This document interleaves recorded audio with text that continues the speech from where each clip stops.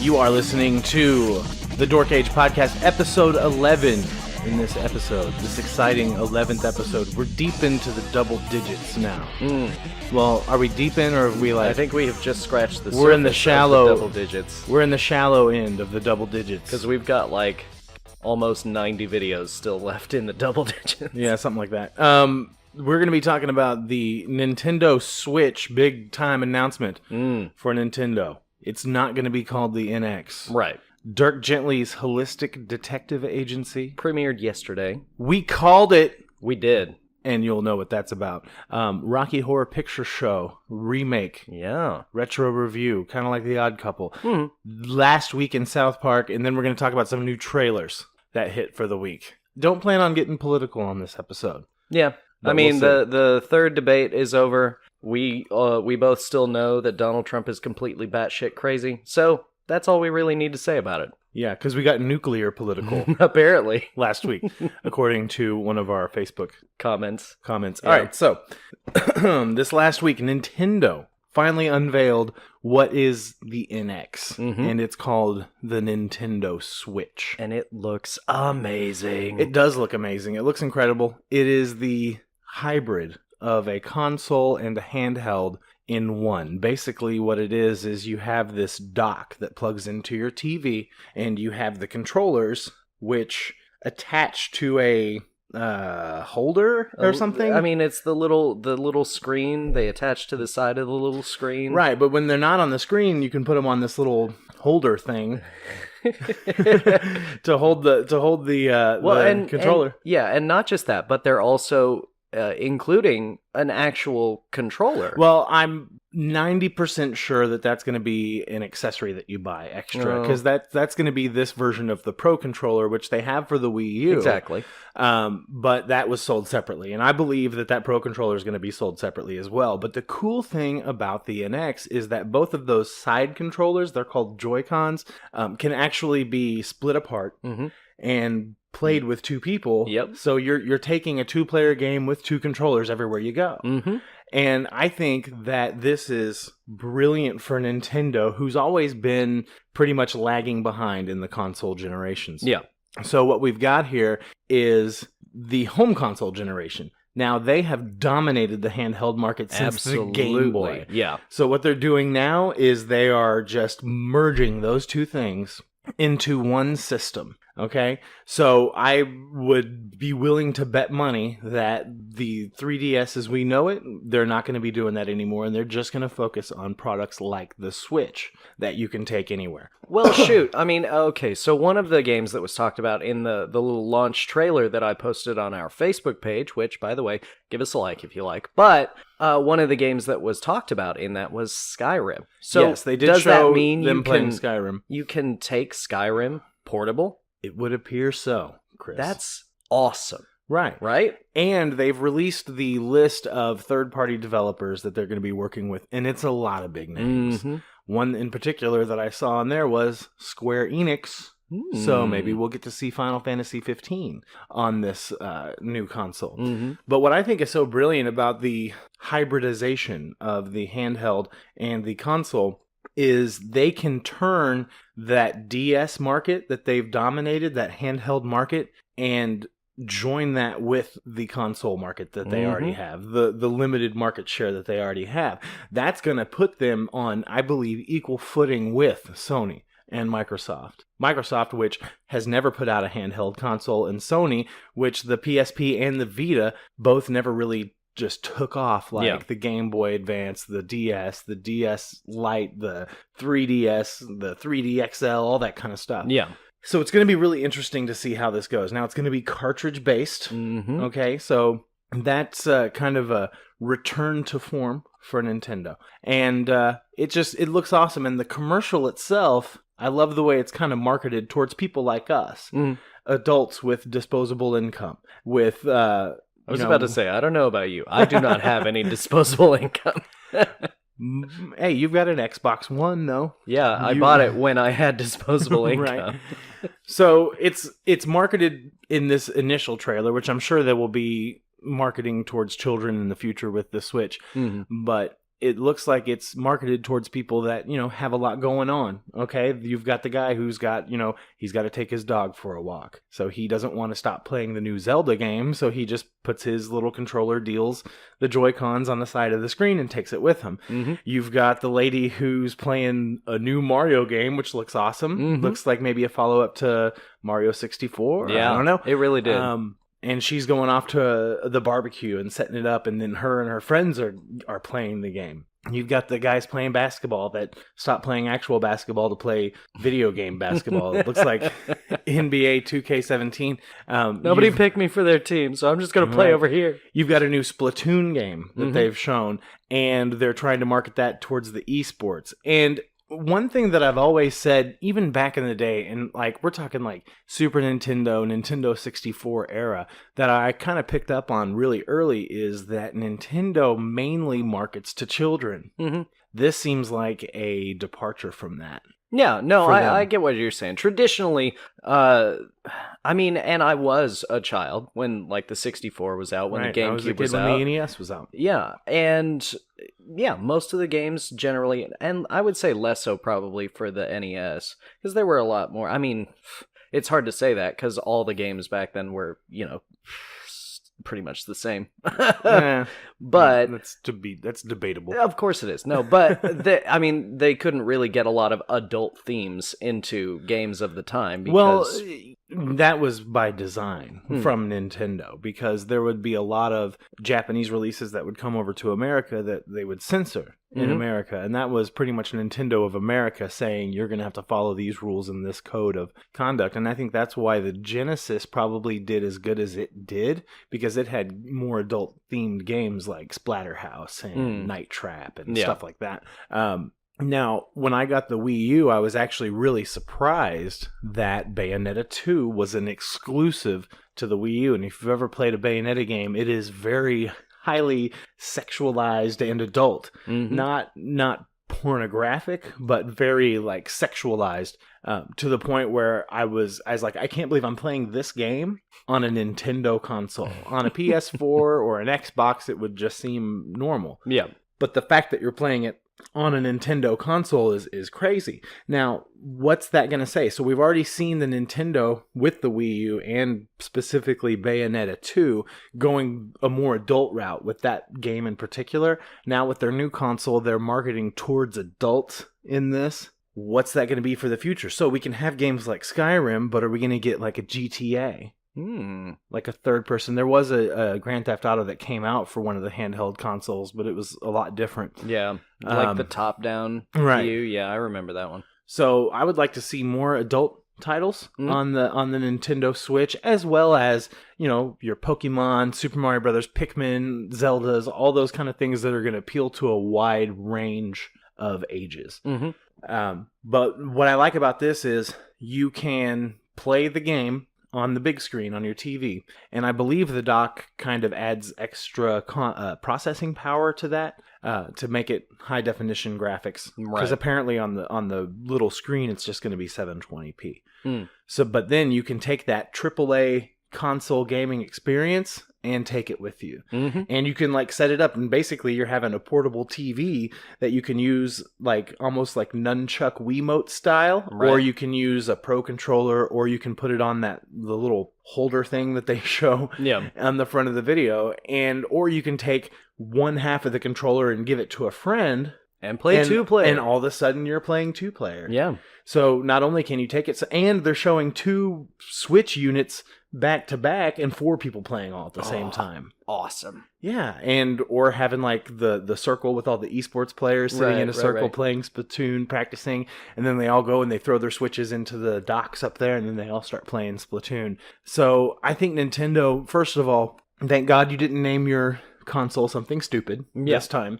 It's not I really think that Switch is because it is it's clever and it's a good use. And think about the marketing terms you can use, make the Switch, stuff like that, the slogans that you can use for the Switch. Oh yeah, we're gonna see some awesome commercials. Right. So what kind of games would you like to see on the Switch? And what would be a system seller for you? Okay, so I was thinking about this earlier, but I mean, we've already mentioned a few. I'd love to see some Square Enix games, Final Fantasy, Kingdom Hearts. I mean, Maybe we're that almost Final certainly Fantasy reboot that's coming out. yeah, 7 when 7 comes out Yeah. next year or whatever. But Kingdom Hearts 3 is supposedly due out sometime next year. And that would be perfect for a Nintendo console. It absolutely would. But I mean, you mentioned Pokemon earlier. Oh, yeah. I would love to play a Pokemon game on a big screen On a rather TV, than right. rather than a handheld. Yeah. I've never been able to play. I mean, unless I, hook up an emulator to my HDMI and, play it on the TV or whatever, but that's not the same thing. Yeah, but this time you'd be playing it on the system that it was intended to be played on a television. Exactly. And that was one of the things that I couldn't understand why they didn't do with the Wii U, because the Wii U is very similar to this Switch, because you can play a lot of the games either on the TV or on the gamepad, and then there's some games that use both, but I'm kind of surprised that they didn't have more of those portable titles available for the Wii U as a port. It was a surprising choice. Yeah. So, I'm looking forward to it. I'm looking forward to seeing what they are going to do with this new capability that they have basically invented now. Right. Like, no one else is doing this. I mean, the Vita, I guess, had some like the ability crossplay to and all that kind of crossplay stuff. with like the PS3 and stuff, but I mean, But nobody is the played console. the Vita. Yeah, right. This is their main console. This is going to be their next gen, and it's the Wii U meets the 3DS, and it's becoming this new thing. Now, the processing power, I guess, is going to be either close to or on par with the current gen Xbox and PlayStation 4s. Now, the Pro that's coming out and the Project Scorpio, of course, is going to be a little bit more powerful. But the thing that you've got with Nintendo is, first of all, the cooperative play, like two-player games. They've focused on that pretty much since the beginning. Of and their it's foray into the industry. And it's very rare to see anything like that on PS4 or Right, Xbox One. Exactly. And this... Online it seems, play, yes, of course, but couch co-op. Right. And this, it seems like they are encouraging you to get out there with that system and play it with your friends, like, side by side. And honestly, it's a hell of a lot more fun to play a game with somebody when they're sitting right next to you and in the same room with you than it is to play with somebody that you've never met before, that you just, are in a lobby with, and they're calling you gay and telling you they fucked your mom and all that kind of stuff. I mean, you tell me that anyway, so... Right, but, but at least we have met each other in person. Yeah, yeah. So I'm really excited for it. How much would you want to pay for a system like this? Because they haven't come out with a price yet. Yeah, they haven't come out with a price yet, and there's really no technical specifics. Like, I'm kind of curious about battery life for something that seems to be this powerful. Well, according to sources that I have seen, which have not been confirmed, they're saying the battery life is mediocre, which they're looking at like maybe around 3 hours. So if you have like a high-end tablet and you're playing in a graphic-intensive game, it's going to be about the same as that. Now, standby is probably going to be a lot longer. Also, my Wii U gamepad sits in a dock that charges it, but I can also plug a charger into it. So I'm assuming that there is going to be a way to portable chargers, and keep that charged. Also, what was I going to say? Apparently, it's going to have like 32 gigs of internal memory, which isn't a lot. It's really not. But with a cartridge, and there's going to be SD and USB support on there as well. So that you might be running into a situation where a lot of your downloaded games are on the dock itself, and then maybe you copy it over to the handheld part of it and then take that with you. I'm not sure. It's interesting to see how that's really going to work. Yeah. And what kind of menu it's going to have. That's one thing that they haven't shown. Yeah. Is what's the interface going to look like? I do feel like, as responsible video game and nerd news journalists, I'm going to call us journalists. Oh, great. We do have to probably temper our excitement for this a little bit, because there is still so much that we don't know. But true. Tentatively, I'm incredibly excited about this. I will most likely get one. I kind of fell out of favor with Nintendo for a long time, and then ended up picking up the Wii U and kind of rekindled my relationship with Nintendo. Because the last Nintendo console that I owned before the Wii U was a handheld. It was the Game Boy Advance. That was the last one that I bought. Really? Yes. You skipped GameCube entirely? Entirely. Because I pretty much went from NES to Genesis to PlayStation, and then PlayStation 2, PSP, PS3, PS4, and then the Wii U. Right. The Wii U is the last console that I bought. So, but now that I've kind of fallen back in love with Nintendo, I'm definitely going to get the Switch. Am I going to get it at launch, though? That's the question. How much is it going to cost? Yeah. Now, I do like the fact that it's coming out in March. I'm sure there's going to be some people that are upset that it's not going to be available for this Christmas season, but it is coming out right after we get our tax returns. Mm-hmm. Yep. And maybe that's another reason that they're like, let's market to the adult crowd. I mean, you've got the NES Classic Edition coming out next month. Mm-hmm. Okay. Which, of course, there's probably going to be some young people that play that, but a lot of the people that are going to play that are people like me. Yeah, nostalgic. Exactly, Yeah. who are in our mid-30s, and we're going to want to play those old-school games again.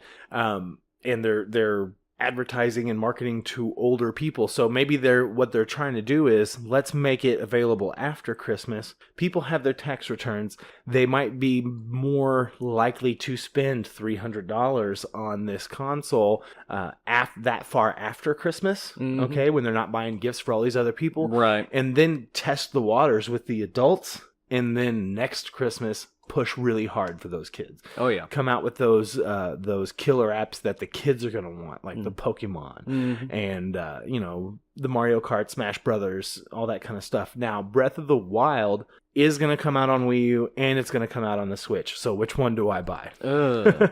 Yeah. Well, okay. So you and I have talked about your desire to have a complete Nintendo first-party collection. Right. So I feel like you're going to have to get it for the Wii U anyway. Right, If and you that's wanna for have the your- Wii U, not if for you're the Switch. going to have your complete collection. Right. Well, there's still so many games, and I thought I was doing well, but then I'll kind of look and be like, oh, there's still a lot that I don't have for the Wii U, and You might have to give up on that dream. Well, yeah. Hey, time will tell, but We'll see. The thing is that there's so many games out there in the first party collection for the Wii U, but they're all still like $60, and even if you get them used, you're still looking at like $45 to $50. You're not really saving that much money. So it's just gonna, be one of those things that maybe I'll pick them up as they go. But what might be a good thing to do is wait till the Switch comes out, because when they stop manufacturing the Wii U and stop manufacturing Wii U games,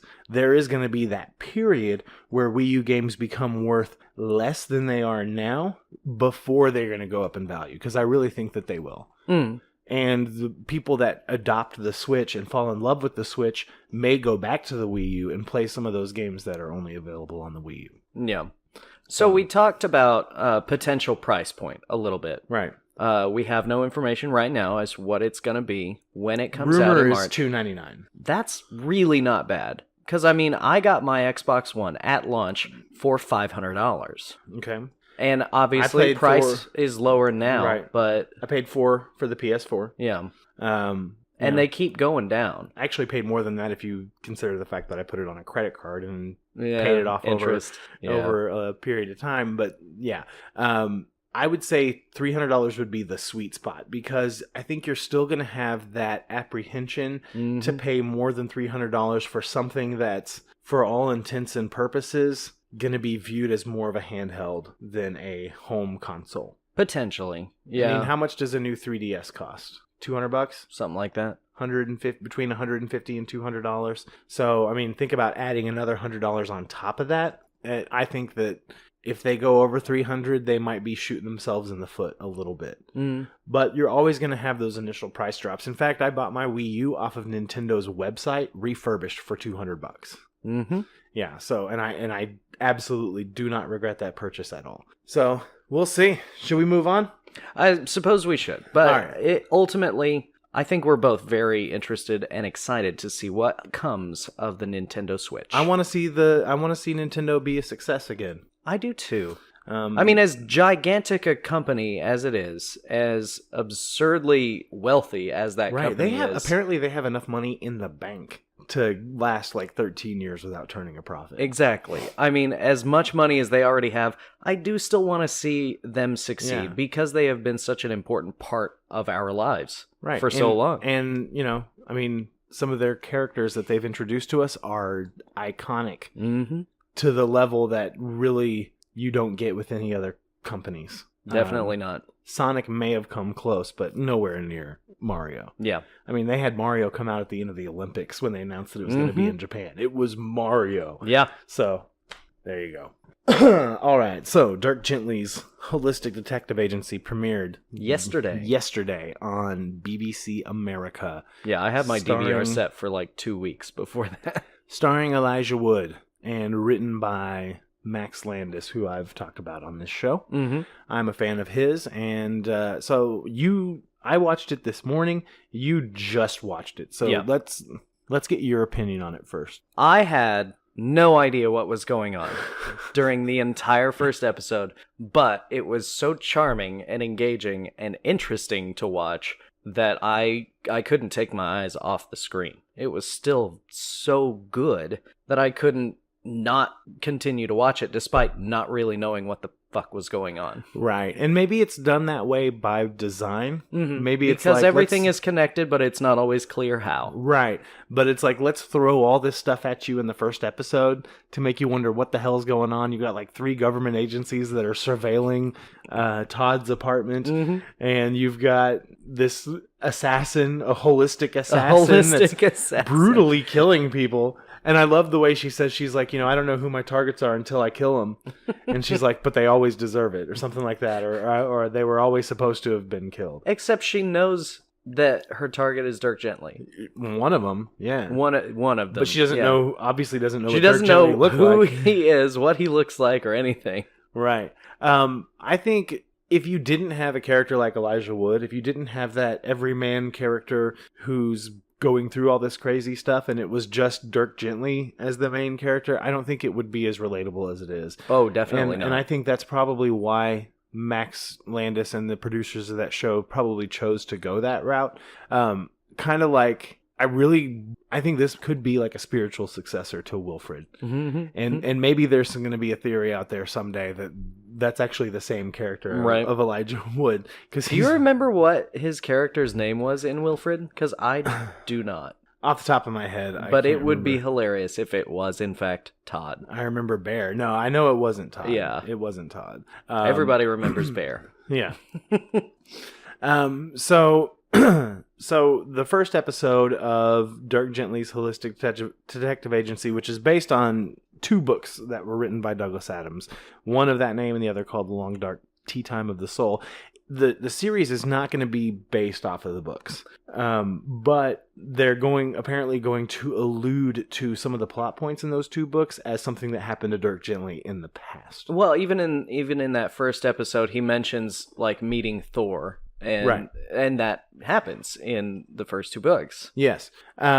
So how do you feel about this being a BBC America production and starring mostly Americans, taking place in America, whenever the book and Douglas Adams are, you know, decidedly British? Yeah. I mean, I'm all right with it. The thing about BBC America is it's almost entirely American shows. Which just blows my mind. Yeah, I mean, the only, like, solidly British shows on BBC America are like the Graham Norton show, Doctor Who, and Top Gear, which doesn't exist anymore. Right. Now, apparently there's 2 new episodes of Class, and I've got to see those. That Doctor Who spinoff, I saw. It started, I think, yesterday morning in England, but it's not going to be available in America on BBC America until next year. Well, it is available illegally on the internet, which is a point that I want to bring up about Dirk Gently. So I don't have cable, okay? And I will watch something on Netflix, I will watch something on Hulu if it's available. But if there's a show I want to see and it's not available on either of those streaming services, I will find other ways to watch it. Surprisingly, the first episode of Dirk Gently's Holistic Detective Agency, I couldn't find it streaming online on one of my preferred TV and movie streaming sites. Yeah. And I couldn't find a torrent of it. I found plenty of options to go watch the old series that came out in like 2010. Yeah. That only ran for like 6 episodes. But I couldn't find the newest episode or the latest episode of the premiere episode of the series, which I thought was weird. I mean, granted, it premiered last night at 8 p.m. Dude, I mean, give it on another South day. Park, listen, man, on Let Me Watch This or Prime Wire, whatever it's called now, the last episode of South Park was available to stream 14 minutes after it finished airing. That is kind of awesome. Right, and I couldn't find it on a torrent. Normally, I'm serious, man, and I've been doing this for a long time. Normally, a lot of these shows are available an hour or two after they air. But I could not find Dirk Gently. Luckily, BBC America's website streamed the first episode, so I had to watch it that way. I really wish that their player was a little bit better. The quality was not as good as what I'm used to, and I had to watch it on my computer instead of being able to watch it on my TV, which sucks. Right. But, you know, I like that. But to me, that seems a little troubling. Like maybe that Dirk Gently isn't going to have that big of an audience. Because it won't have the online potential? Because nobody watches anything on cable anymore? No, because there wasn't... Okay, what I'm trying to say is, it didn't seem like anybody was in a hurry to rip it and put it up online. Ooh. That's the point I'm trying to make. Yeah. You would think that it, like, you know, there's torrent groups out there like Easy TV and ETTV and it's YIFY. I don't even know how to pronounce it. That almost, I mean, they're always putting those episodes up so quick. None of them had this one the day after it aired. That is very strange. Right. And I'm subscribed because, to all I mean, they had 2 episodes of that new show Class, but they didn't have Dirk Gently. Those people are always like, you know, they're always getting like the Vampire Diaries and like all that shit is always available too. Pawn Stars and all that stuff. But the premiere episode of a Douglas Adams based television show, which, you know, a lot of these nerdy dudes out there that are running these torrent sites probably love Douglas Adams. You know, I mean, he's like the god of the neckbeards if they believed in one. So I don't know, but we're getting a little off track here. That just seemed a little troubling to me. Like maybe that not enough people are going to be into this as I would hope. Yeah, I don't know. I loved it. Like I'm super looking forward to the rest of this season. Yeah, I'm totally looking forward to it too. I have so many questions. What's up with the dog? Who are the three? The rowdy three? The rowdy three. And he's like, but there's 4 of them. Yeah, and he's like, yeah. I am eminently aware of this. Right. What's up with all these government agencies and who killed the dude and where's his daughter and what's up with the chick that's tied to the bed? You know, it's all these things that we just have these questions and we really don't get any answers in this first episode. And that's going to be one of those things that maybe they're planting all those seeds because they want us to keep tuning in. And I have faith in Max Landis, and this is the first time he's been given this kind of like free reign over a long like television show. Yeah. So I'm definitely going to be tuning in. Now, I just hope I don't lose interest like I've done in so many shows before. So we'll see how it goes. Yeah. I mean, next week we've got, you know, stuff going on Saturday, but otherwise, yeah, you can totally come over and watch it at my house. We'll do that. All right, let's move on. Okay. Chris hates to say he told you so. No, I don't. He told you so. Donald, is it Donald Glover? Yeah, Donald Glover. I'm wanting to keep saying Danny Glover. Very different, but also black. Yes, very different, very black actor. Donald Glover announced that he has been cast as a young Lando Calrissian in the as of yet untitled 2018 Han Solo prequel movie. And what's crazy is months ago, me and you were in the bar talking, and you were like, as soon as they announced that there was going to be a Han Solo movie, we discussed at karaoke who we would like to see play young Lando Calrissian. Said Donald Glover. The first name out of my mouth, Donald Glover. I wanted John Boyega. Yeah, I thought that would be interesting. It would be kind of hilarious, yeah. And then it turns out that like John Boyega is related to Lando Calrissian somehow, but I guess not. I guess not. Oh well, can't be that meta. Yeah, but yeah, Donald Glover as a young Lando Calrissian. How do you think that's gonna play out? No, he's gonna be fantastic. I don't know enough of his stuff. I never really. What was he in Community? Yeah. I never really watched that show. He's got a show called Atlanta on FX now. I think I've seen like half of a stand-up special of his, Mhm. and I think I heard some of his raps. Weirdo. Yeah. Probably Weirdo. I think that's Yeah. one of the only ones that he's had filmed. Because he raps under what? Childish Gambino. Yeah, Childish Gambino. So he's a rapper, he's an actor, a comedic actor. So I think right now he's probably already more successful than Billy D. Williams ever was. Ever was. Yeah, ever was. I'm still holding out for him to come back as Harvey Dent in the new DC Right? extended universe. Right? It's not going to happen. Yeah. Tell me about Lando Calrissian and Donald Glover. You seem to know more about him than I do. I mean, And what does this mean for the well, Han okay, Solo so movie? Billy D. Williams, very, in Empire and in Return of the Jedi, Suave, suave, Colt 45. charismatic, and just an all-around enjoyable character, despite the fact that he steals Han's clothes at the end of Empire. That now, there's theories to suggest that there's another explanation for that. But anyway, go on. Anyway, so in this Han Solo movie, then Lando is probably going to be the one that owns the Millennium Falcon. And this will Because show we know how that Han Solo got Yeah. the Millennium Falcon. Exactly. Chewbacca obviously going to be a huge part of that. And it'll probably take place like almost directly after Order 66 from the prequels. Because, Han Solo is already, in his 30s? He was a little older than Luke, for sure. So maybe 10 years or so after. But Luke was almost 20 Right. by the time they met. So if Han Solo was in his 30s, then he would have been 10 right after Order 66. So maybe Another 15 years or so later? Maybe 10 years. Maybe when Luke is 10 years old. Yeah. That's when we meet the young Han Solo. I can see that. Yeah. There's really no details on the story, so we really don't have a whole lot to go with. But Of course not. Chris really wanted to say that he told you so. I did. And Hashtag called it. yeah, Disney, where's his check? They've been listening to the podcast, and they're like, you know what? That guy's got a point. Let's talk to Donald Glover.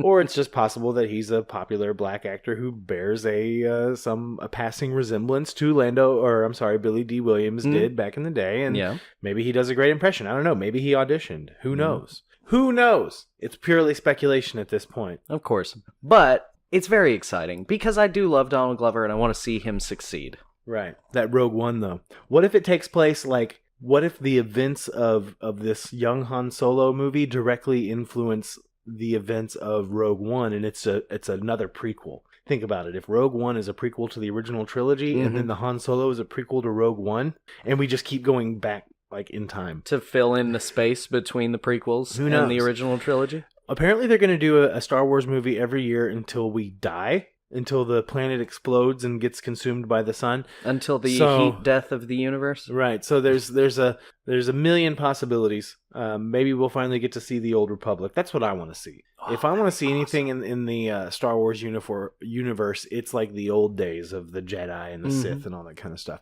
I do think it's kind of lame about the Tooth Sith rule. There has to be one ruler or one master and one apprentice. I want to see more than two. Well, shit. You've played the Old Republic games from BioWare, right? Well, I played Knights of the Old Republic. I played Star Wars: The Old Republic, the MMO. I played a little bit of that. I think Yeah. I finished one whole character storyline in that one. Never really got into a lot of the Star Wars games. Yeah. You know. Knights of the Old Republic and Knights of the Old Republic 2 from BioWare and Obsidian, respectively, are awesome. They are fantastic Is games. that Kyle Katarn shit? No, No. God, no. Those two are prequels to Star Wars: The Old Republic, the Okay. MMO. All right. Because so much of what happens in the MMO is influenced by what happened in the original two games. Right. See, I would rather consume my Star Wars media visually instead of through video games. And that's fair. That's just me. I have not played a lot of great Star Wars games, but Knights of the Old Republic and Knights of the Old Republic 2 are. They are very good games. I used to play X-Wing, or not X-Wing, but TIE Fighter a lot. Yeah. I think 'Cause I you could only be a played bad guy. Yeah, I only played TIE Fighter a couple of times, I think. Right.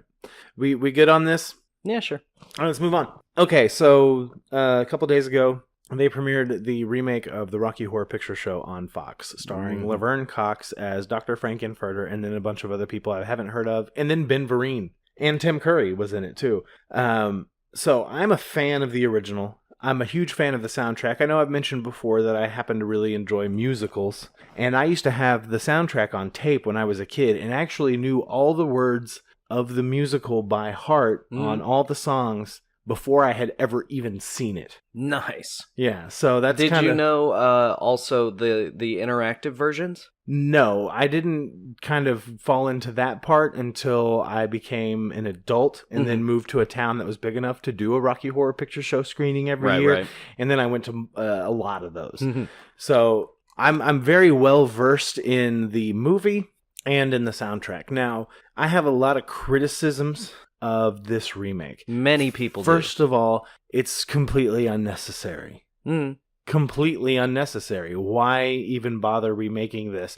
Now, for those of you that don't know, Rocky Horror Picture Show failed miserably at the box office when it was originally put out, and then eventually gained popularity as one of those so bad it's good movies. And with the audience participation that just kind of evolved naturally, that's how it became the phenomenon that it is today. Yeah. So that's kind of what they were going for on this, but at the same time, okay, so there's some parts of it where like it shows an audience watching it in a theater and they have like some of the audience participation, but they don't do nearly all of it or hardly any of it. And to that effect, I'd say why even bother doing that unless you're going to commit to it fully? Right. You know, I have a real problem with Laverne Cox's portrayal of Dr. Frankenfurter. Her accent was retarded. Okay, she sounded like she just had this really bad British accent, and she should have just used her own regular talking voice. Yeah, I mean, why would it matter? Yeah, and like when she says Brad, it sounds like she's saying bread, which is dumb. It pretty much follows the story just about verbatim. There's a few things that have been changed, and a few lyrics have been changed because, of course, it was on television. Like on the song Wise Up Janet Weiss, instead of saying mind fuck, they say mind game. Which is dumb. Yeah. Now, one of the things that I thought was interesting about this take of the Rocky Horror Picture Show, because it was made for television, I expected it to be a lot more toned down in the overtly gay imagery and stuff, and it really wasn't. Especially during the "Don't Dream It, Be It" part at the end, where they're like all making out in the pool. I mean, it's like full on dude, girl on girl making out in the pool, which I'm really surprised they didn't tone that down. It actually seemed more sexual than the original movie did in that particular scene. Fox is such a weird company. I know, dude. Because the TV station airs all kinds of just raunchy, horrible shit all the time. But then you have Fox News, which is incredibly conservative and like lambasts people that consume the type of media that they put on their fucking TV station. I honestly have no idea how all that stuff works. Okay, so the good parts of that of the Rocky Horror Picture Show remake is Tim Curry plays the historian. Yeah. Some of the historian scenes were cut, and you can tell that he kind of, I mean, he's got some health problems right now, and but you can tell that he kind of seemed a little off there. And honestly, I love the fact that we had a cameo by Tim Curry, but I think if they had cast it with somebody else, might have done a little better as far as the overall telling of the story. And with some of the historian scenes that were cut, it would make it really hard for someone who's never seen the original and isn't familiar with the story to be able to follow it. In fact, the person I was watching it with last night had no idea what the hell was going on and lost interest halfway through. And I was like, okay, well, if you don't like this, you're probably not going to like the original either. No. You know, and you got to think that how crazy the original is versus the times that it came out. Yeah. Because you didn't have a lot of that super sexual, you know, with transsexuals and, you know, homosexual imagery and all that kind of stuff. So it seems definitely more in place today. But at the same time, it's still on network television and was really surprising to see that that's what was played on television. I think the actor that played Brad did a good job. His acting was very wooden, but it was very comparable. I was about to say, that character is wooden. I think the actress that played Janet was very competent and well cast. I think the actress that played Columbia was fantastic. Nice. She, I think, was the best part about it. The guy that played Eddie, whereas Meatloaf Adam played Lambert, him in the original. by the way, that's the only one I actually know because I haven't seen it, but I heard that Adam Lambert was terrible as the Meatloaf character. Well, I mean, the thing is the Meatloaf character is so small. Eddie's character is so tiny. Yeah. He comes in, he sings a song, he gets killed. Yeah. And then there's a voiceover in Dr. Scott's song. And that's it. That's all of Eddie's character. So, I mean, I think he did all right. It was kind of weird seeing somebody who isn't as big as Meatloaf, like, I mean, size-wise. Yeah, no, exactly. Because Adam Lambert's like a tiny Eddie, dude. Yeah. But, I mean, he's also probably, aside from Laverne Cox, one of the biggest names on that stage. Oh, absolutely. And I don't really know a whole lot about Adam Lambert, but I know enough to know that I've heard his name. Yeah, exactly. Was he like an American Idol Yeah, guy? I think he was an American Idol. And actually, I think he's the one that's touring with Queen now. What? Yeah. Oh my God. I think. I'm not 100% certain about that. Feel free to tell me if I'm wrong in the comments, by the way. Yeah. So anyway, the actors, or the actor and the actress that played Riff Raff and Magenta were okay. I didn't particularly care for for Magenta as much as I liked Riff Raff's character. They did little to no elbow fucking. Like they did. I mean, they do it like one time at the end. Because I keep saying, like, when are they going to do it, you know? So that didn't happen. The songs were rearranged to have more of a modern feel to them, but they were definitely the same songs. It didn't start out with the lips. That started out with an usher. A girl was an usher at this movie theater to sing the science fiction double feature song at the beginning. And apparently that's part of the stage show.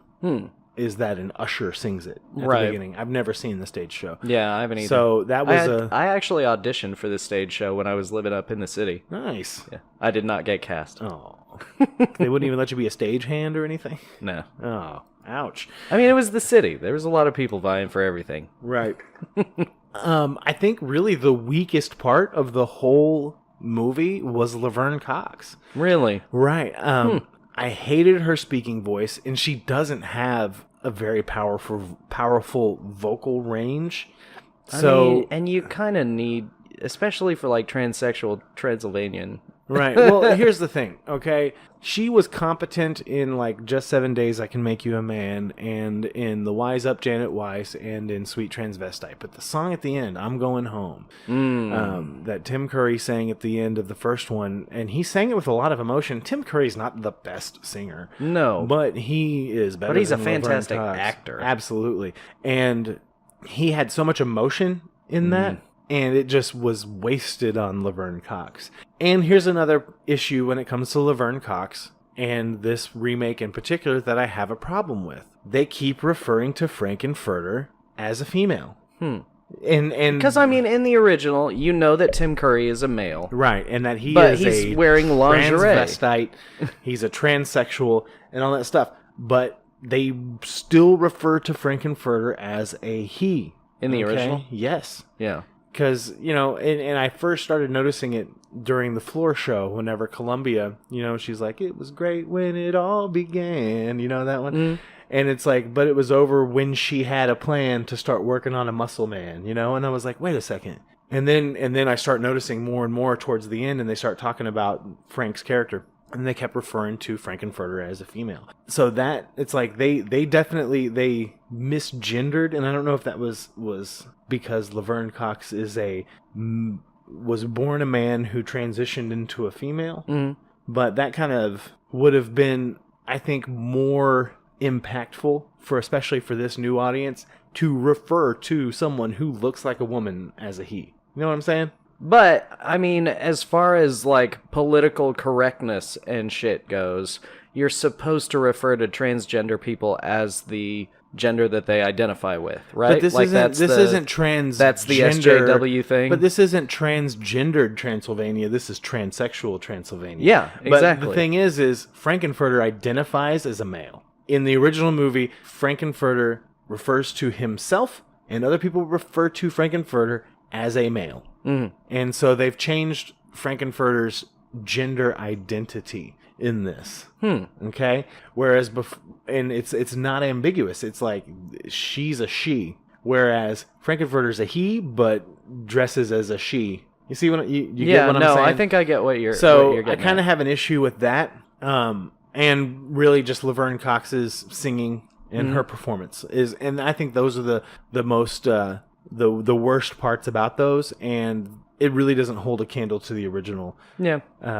But the original is still ridiculous. Of course it is. So let's not pretend that the original is this masterpiece of course. cinema and of musical theater. It is certainly enjoyable, though. It is enjoyable. And honestly, if you've never seen either, watch the original first. Because if you watch the remake, you may not even care to watch the original at all. Mm-hmm.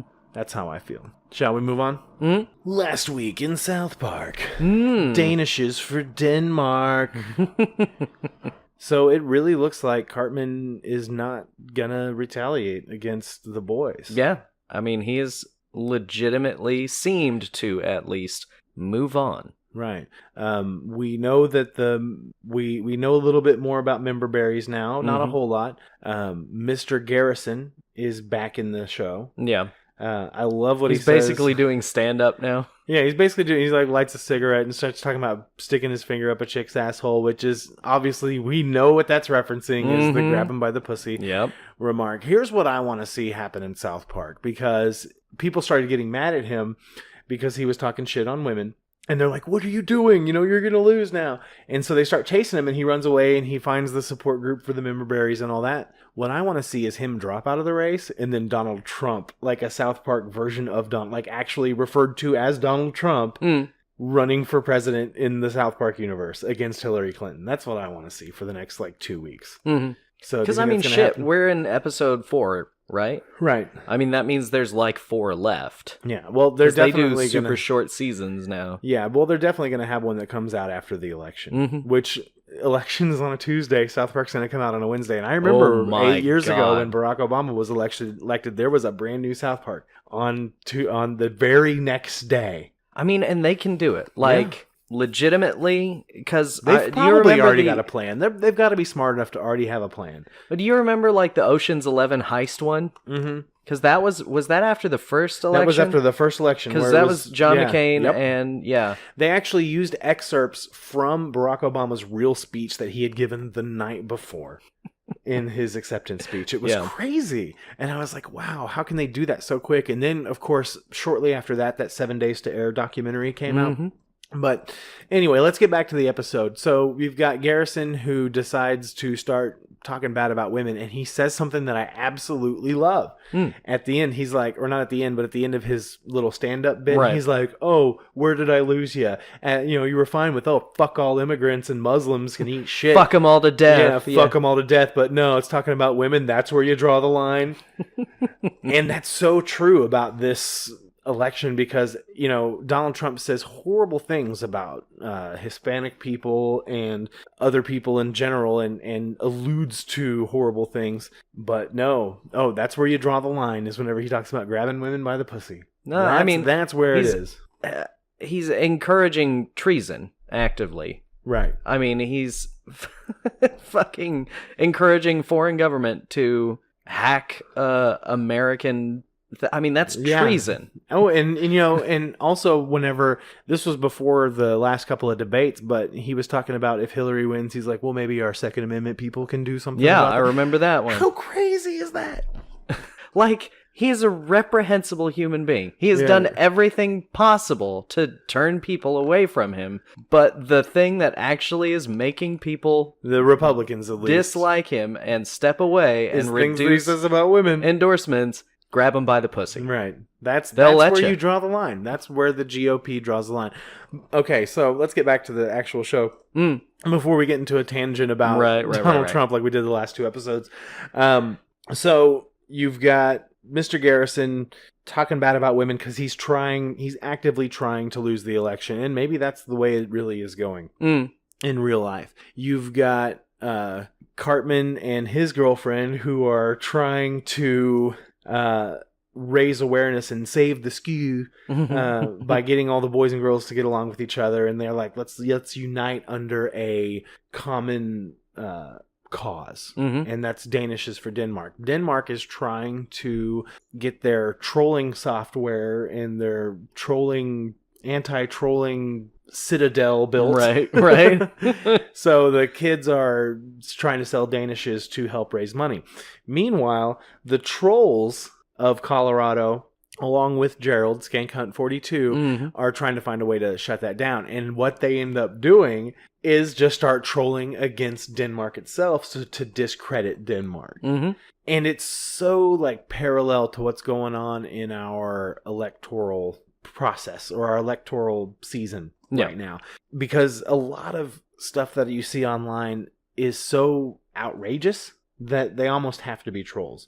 You've got videos that are heavily edited that are making the news. You've got people sharing on Facebook. In fact, it was just today, someone's like, Vladimir Putin said that, you've got 24 hours to respond or he's going to start bombing the country or whatever. And I commented on this girl's page. I was like, do you just believe whatever dumb shit you read on the internet? But she's like, well, it's better to be safe than sorry. I'm like, you're fucking stupid, man. Come on. And that's the thing is it's the real trolls are the heavily biased, both conservative and liberal tabloid websites that write these sensational articles that get shared heavily on social media. They're shared heavily on Facebook groups and bleed into our actual news. Yeah.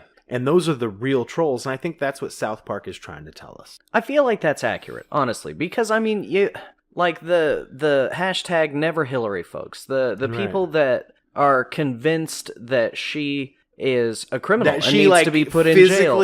Physically murders and physically people. Murders people, yeah. Right, because they're like, she's a murderer. I was like, really? Did she, really, point a gun at someone and pull the fucking trigger? Really? She really murdered somebody? And that are convinced that she's going to start, not react to aggression, but start World War III. Yeah. I mean, and it's all these sensationalist news stories. Right. Well, I watched this YouTube video and read this article on Breitbart or wherever that said that Putin said this and Donald Trump's going to do this. And it's just like, you just, at some point, and it's like Cartman and his girlfriend, man. You just gotta step away. We're out of it, man. We're out of it. We're out of the loop. And that may be the best thing for all of us, is just to stay out of it. And I know that that's kind of hypocritical for us to say because we are so vocally anti-Trump and very critical of him. But at the same time, I'll read the politics subreddit, which is definitely biased towards Hillary Clinton. And I'm like, what if all these articles that I'm reading that says that Hillary Clinton's winning and all the polls say she's going to win, what if I'm just buying it? What if I'm being trolled? Yeah. And you got to I mean, ask honestly, yourself I feel like we're being trolled by this entire election. This whole election is just a troll. And I think that's what South Park really is telling us. Yeah. We're all just being trolled. Yeah. It's been a good season so far. I'm really looking forward to see where it continues to go. Right. Okay, let's move on. All right, so last but not least, we had 3 trailers come out. So much this last week. So much new stuff going out. And I remember emailing you and I was like, hey, look, all this stuff came out and then Nintendo announced a new console and you're like, it's Christmas. Hey. It's Christmas. Oh my God. So we got a new trailer for Assassin's Creed. Yeah. And surprise, surprise, a trailer for Logan. Already. And Guardians of the Galaxy 2. And Guardians, yes. Oh my God. It's crazy. So first off, the Assassin's Creed trailer didn't really show us a whole lot new. Yeah, I like the fact that it didn't have a Kanye West song in it, which is nice. Yeah. But I keep hearing that this new Assassin's Creed movie is going to take like 70% of it's going to be in the present day and very little of it's going to take place in the past, which I think is complete opposite of the video games. Right. And I think that ultimately is going to be a mistake because as a fan of the games, especially 4, which was awesome. As a fan of the games, I hate the Abstergo storyline. I just seriously, if you and most people do from what I've read on comments and stuff, and the people animus talking and about all that kind of stuff. If you just made the game, if it was just Assassin's Creed and it was just the Templars versus the Assassins, and you just took out the Abstergo storyline and just focused on a different character in the League of Assassins or whatever, it would still be just as good. Yeah. Why do we have to have this tie it into modern day stuff? Why? Okay, so I will then talk about, because Syndicate and Unity, both of those games really didn't have any of the modern day story, at all. Well, that's not true. I mean, it's not true, but it's considerably less so. But it did have it in there, yeah. It's considerably less so than even 4, which was, I mean, they would pull you out and you'd have to run around the office building and shit. The Desmond and stuff. Yeah, 1 through 3, where you had current Desmond running around and doing the assassin stuff before he died. Spoiler alert at the end of 3. And Desmond's not even the main character in the movie. Right. It's not Ezio either. It's a brand new person. And which is fine. Yeah, exactly. But why do we even have to have that modern day element to this story? Especially if it's going to be the majority of the movie. Yeah, so I think the animus looks cool, the way it hooks into his back and all that stuff, and they kind of give him the weapons and all that. And I love the fact that they are showing a lot of the imagery that you see in the game, in the trailer. But I think ultimately Ubisoft might be making a mistake by focusing more on the modern day aspect as opposed to the actual meat of the story. Mm-hmm. It potentially so, at least. I mean, I'll probably still go see it. Well, yeah, I love the games, and we're gonna have to talk about it on the podcast, of course. Duh. All right, so let's talk about Logan, which Logan's trailer. Oh my! Was totally surprised to see a trailer drop for that. Yeah, so already. Soon. Yeah. Now, where the hell does this fall in the timeline? Because apparently it's supposed to be set a year after the events of the end of Days of Future Past. How do we go from everyone being fine at the end of Days of Future Past to a year later and freaking Professor X looks like he's dying of cancer? Logan's got scars and shit. What happens? Okay, so I think what it is not the end of Days of Future Past where everybody's fine, but the end of the future in Days of Future Past. See, that's not what I've heard, man. That's not what I heard. We've heard conflicting information. And that's the thing. Maybe we won't know until it happens. But basically, Logan apparently has scars. Yeah. Which, that's weird. That's not supposed to be able to heal. Yeah. He's got a beard, which is awesome. Yeah. Patrick Stewart's back as Professor X, but he's all old and frail and looks like he's about to die. You got some little girl. Who the fuck is that? So it's such a radical departure from everything that we've seen from any movies in the X-Men franchise. Yeah. It's such a radical departure, and it's going to be R-rated. There's a Red Band trailer which shows him freaking clawing someone through the head, up from under his chin, which is awesome. They had the Johnny Cash song playing, and everything's kind of that sepia tone, so it's gonna have that adult tone to it. And so this may be one of the most radically different mainstream superhero movies we've ever seen. Yeah. And it's going to be hyper violent. It's going to be dark, but I mean, there's still going to be some humor in it because they always try to work a little bit at least into it. But I mean, it definitely looks bleak as fuck. Yeah. I mean, things do not appear to be going well for anyone. It's almost, if I could compare the trailer as far as tone to anything that we've seen recently, it looks like it could be another Mad Max, Fury Road. Maybe not as much obviously not the car chases and all that kind of stuff, but as far as tone and just the feel of it, who knows? Yeah, no, and I feel like that I understand where you're getting right, coming from that way. But I mean, can we talk speculation a little bit? Absolutely. So considering that Logan has scars, that he appears to be aging.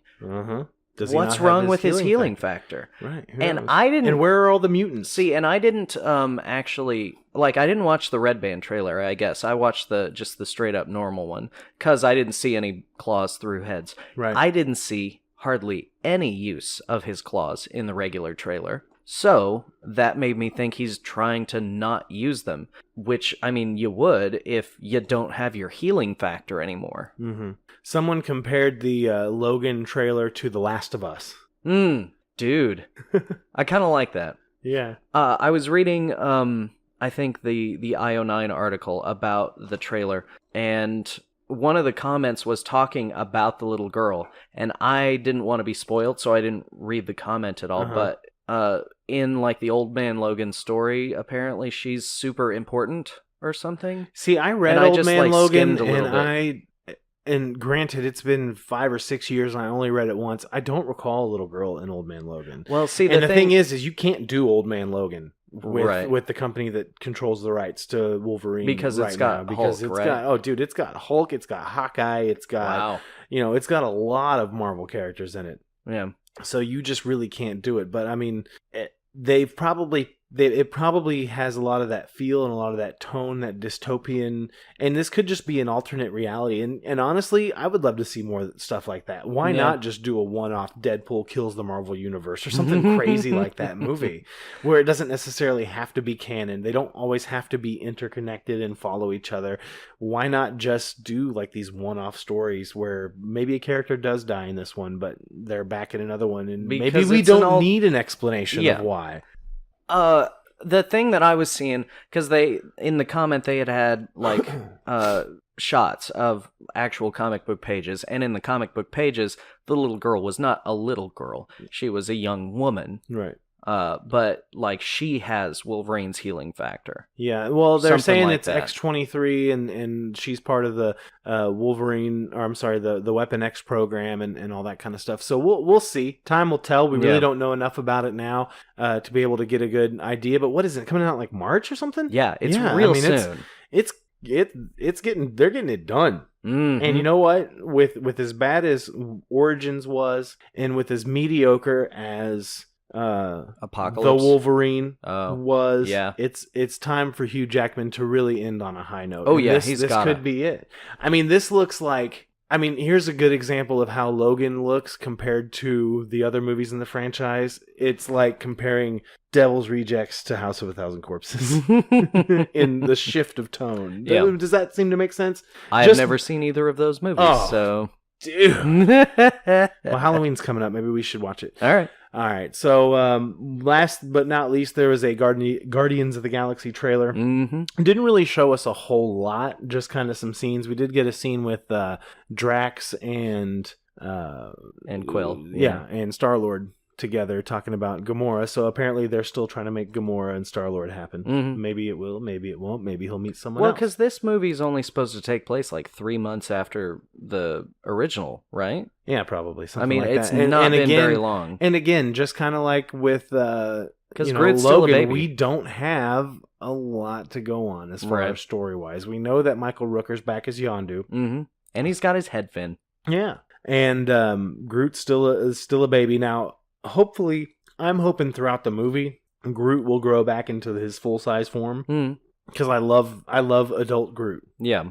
And, of course, it's good to see Rocket. It's good to see Drax. It's good to see Gamora. We got to see a little bit of Nebula, but really, we didn't not get to see any Ego. I was kind of surprised. No Ego at all. And you know what? Are they going to put that out on the first teaser? Probably not. I'm a little surprised they went with the Hooked on a Feeling and not a new song from like the new Awesome Mix. We want to hear something from the Awesome Mix Volume 2. Right, but maybe in the next trailer. Yeah. Who will see? Time will tell. It's really just too early to tell. That's why we saved the whole trailer segment for the last, because there's not a lot to say about these things. And I feel like at the same time, I feel like it's a good transitionary move. Right. You're still using Hooked on a Feeling, which imminently puts you into the first movie. Right. They're not giving you a whole lot of new characters. In fact, virtually no new characters involved in what they have shown us so far. Still very much related to the original. They're talking about the events of the first movie and not a whole lot about what is happening in the course of the second. Yeah. So I feel like it's just a transitionary move to get us just that much closer to understanding where this movie is going to be going. You know what? I feel like this segment on trailers was a transitionary move to get us closer to the end of the podcast. Because it's time to wrap it up, dude. All right. Do we have any more we've got to say? Oh, Red Dead Redemption 2 trailer. Yeah, it happened. Yeah. Go watch it. I mean, It's super. It's yeah, beautiful. we were like, is it going to happen? Is it going to happen? And then like the very next day after we recorded the podcast, then they confirmed it, and then the trailer came out, and it's old news by now. Yeah. I mean, it looks gorgeous. We have no real information about it, but it looks gorgeous. Go watch it. It looks gorgeous. Go watch it. Yeah, and watch us on YouTube. Yeah. Subscribe to our YouTube channel. Do it. Like the videos on YouTube especially, but also on Facebook. Like us on Facebook. Follow us on Twitter, Dork Age Podcast. You like us. You really like us. Remember the Dork Age Podcast? Yeah. They lasted a whole 11 episodes. Talk to you folks next week. Yeah, have a good week.